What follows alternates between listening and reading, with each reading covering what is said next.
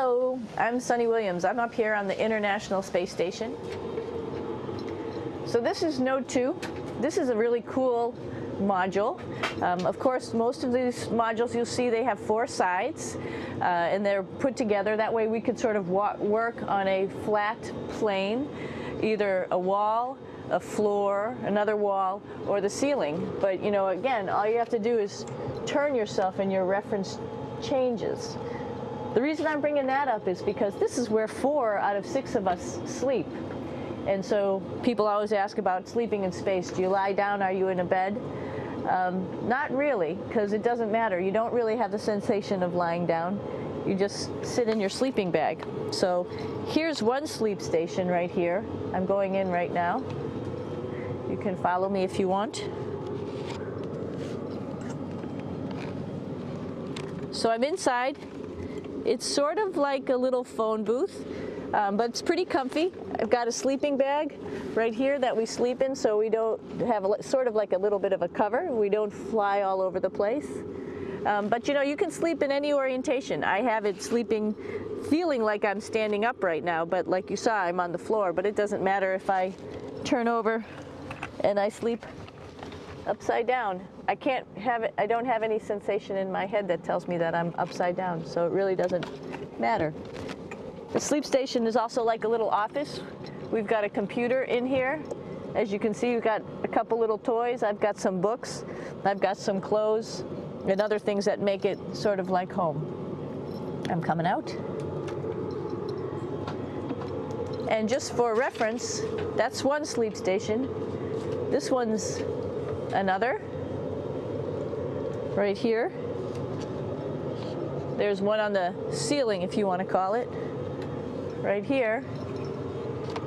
And then there's a 4th on the other wall over here. So all of us sleep in a little bit of a circle. All right, come on back. There's more to show you.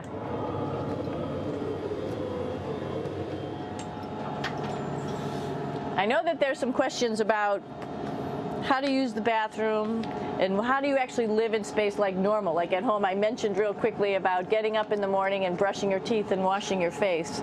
Well, how do you do that?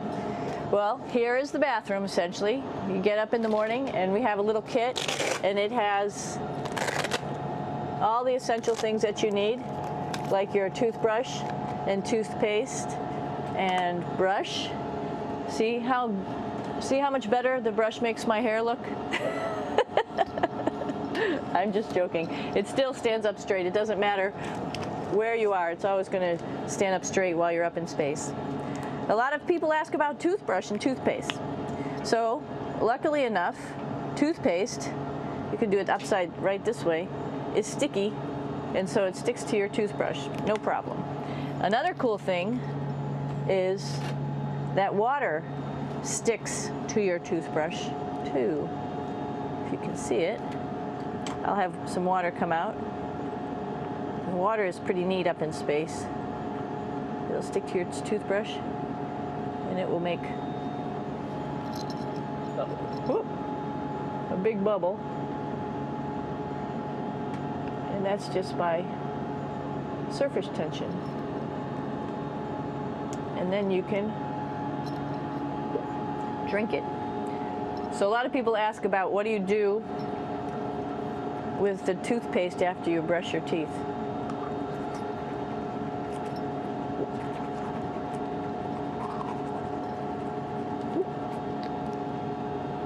Two options. Swallow it, and it's sort of like mouthwash, but it tastes a little gross. Or you can just spit it out in a paper towel, and then you don't have to worry about it. Swallowing thing I wouldn't recommend at home. I'm only up here for 4 months, so it's not that bad. One of the most pressing questions about living in space, of course, is the bathroom. So let's take a look at that little piece of work.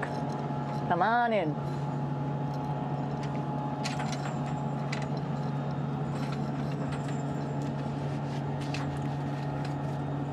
Here we are at the throne. This is awesome. You might see the little You might have noticed the little moon on the outside. This is our orbital outhouse right here.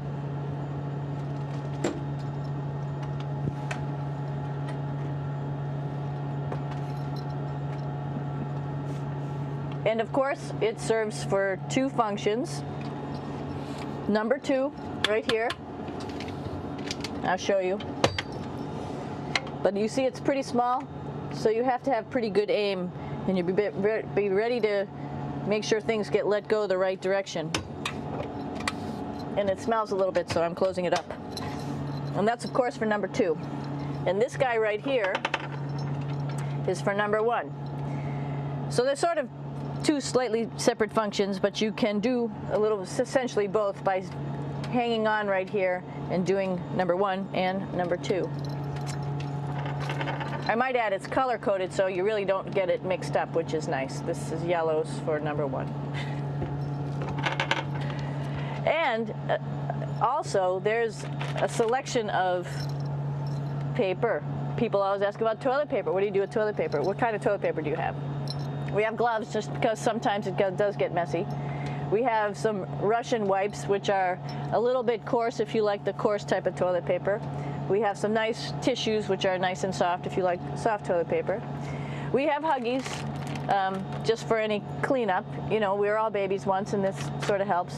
And then if things get really out of control, we have disinfectant wipes, just to make sure we clean up here. Because, you know, just like the water I showed you, the number one stuff can sort of go all over the place if you don't aim correctly.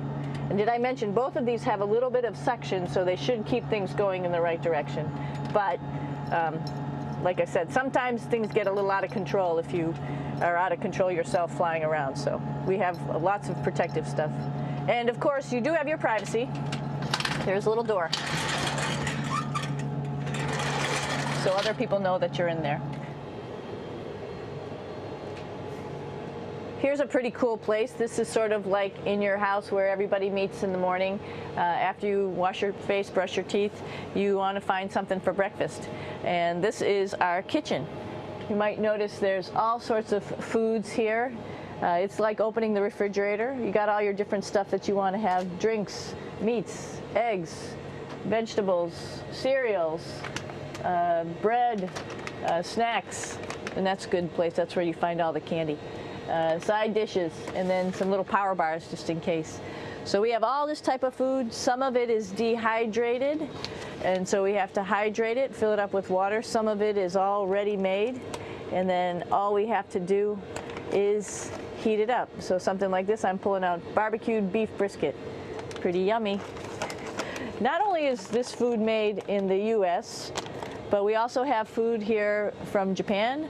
We've got Russian food. As you can see, all these red containers are filled with food that's from Russia.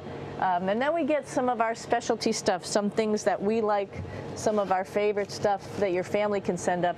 In fact, I like fluffernutters, and so I got sent up some fluff so I could make my fluffernutter with peanut butter. So you have a lot of food up here, no problems.